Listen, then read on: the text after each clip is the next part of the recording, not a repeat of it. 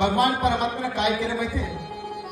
ज्यावेळेस भगवान परमात्मा त्या सुदामाला पाहिलं आणि पाहिल्याबरोबर भगवान परमात्मा आपल्या डोळ्यातून अश्रूंच्या धारा लागल्या आणि जसं भगवान परमात्मा रडायला लागले आणि ते भगवान परमात्मा सुदामाची अवस्था बघितली.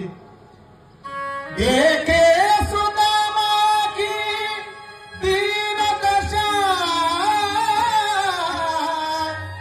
करुणा करके करुणा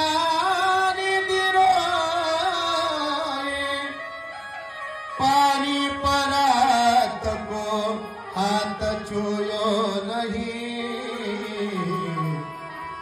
नैनन के जल से पग धोए नैनन के जल से पग धोए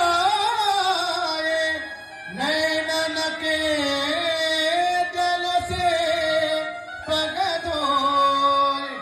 साक्षात भगवान परमात्मा अरा ढसा ढसा रडायला लागला आणि भगवान परमात्म्याच्या डोळ्यातून निघणाऱ्या अश्रूंच्या धारा त्या अश्रूंच्या धारानं महाराज त्या सुदामाचे चरण धुतले आणि तेच पाणी म्हणून वापरलं आणि मग त्या पायाची महाराज पाद्यपूजा केली.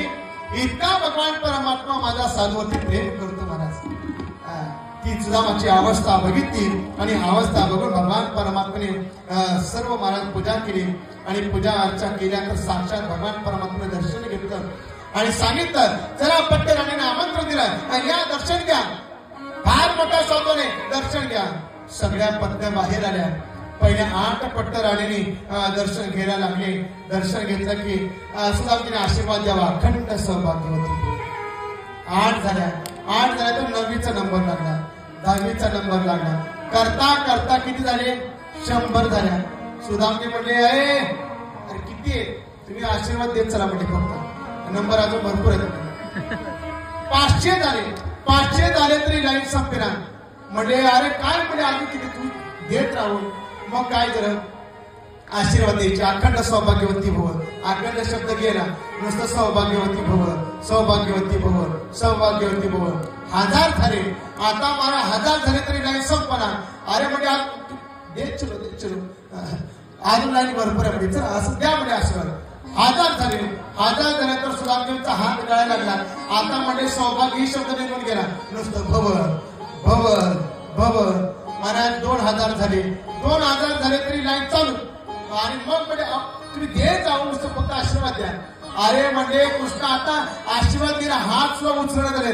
हात सुद्धा जड झालाय म्हणजे एक काम कर म्हणजे काय सगळ्यांना राहू दे सगळ्यांच्या वतीने तूच आणि दर्शन घे म्हणजे. आणि मग माझ्या भगवान परमात्म्याने त्या सुदामजीच्या समोर बसावं गुडघे टेकावे आणि जगाचा मालक मला तो भगवान परमात्मा त्या साधू समोर नतमस्तक होतो आणि दर्शन घेतो. मला इतका मला अधिकार तर कोणाचा असेल तर माझ्या साधूच आहे. म्हणून मला साधू थोर जाणार साधू थोर जाणार साधू थोर जाणार कलियुगी.